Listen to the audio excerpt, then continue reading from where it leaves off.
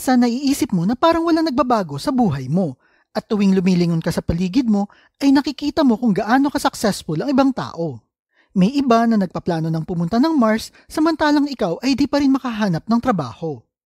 Marami na ang gumagawa ng paraan para magkaroon ng impact sa mundo at kumikita sila ng maraming pera habang ikaw naman ay di mo alam kung ano ang gagawin mo sa buhay mo para kumita ng pera.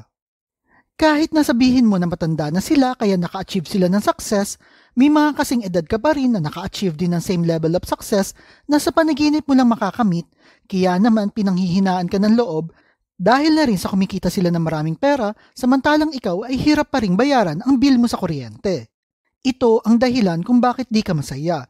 Di mo naiintindihan na magkakaiba tayo ng buhay.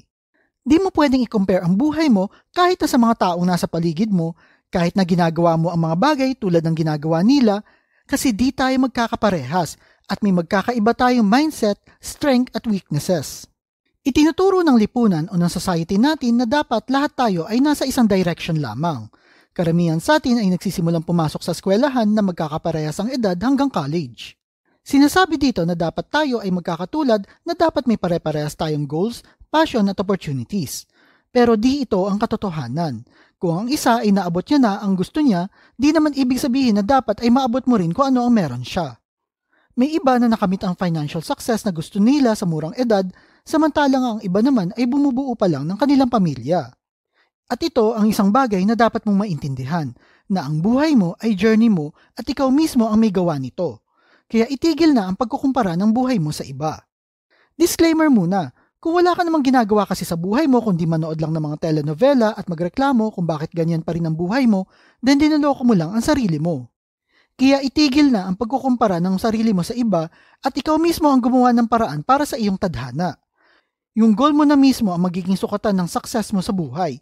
Dahil kung ang sukatan mo lang ng buhay mo ay ang pagkukumpara ng buhay mo sa ibang tao, then hindi ka magiging masaya. Kaya tumigil ka at mag-isip.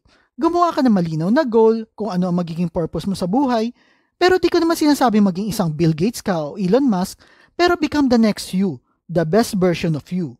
Dahil di ka naman pwede maging ibang tao maliban sa sarili mo. Kaya kapag ginawa mo ito ay magkakaroon ng malaking pagbabago sa buhay mo. Huwag mong intindihin ang sinasabi o ginagawa ng iba dahil para sa iyo ito ay irrelevant na.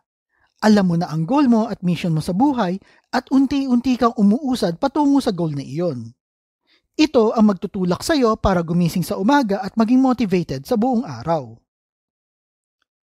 Ayan, I hope nakatulong ang maiksing motivational video na ito.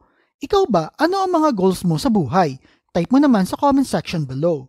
At kung mahilig kayo sa videos tungkol sa pera, motivation na business, like and share nyo lang ang video na ito at kita-kita po ulit tayo sa susunod na video.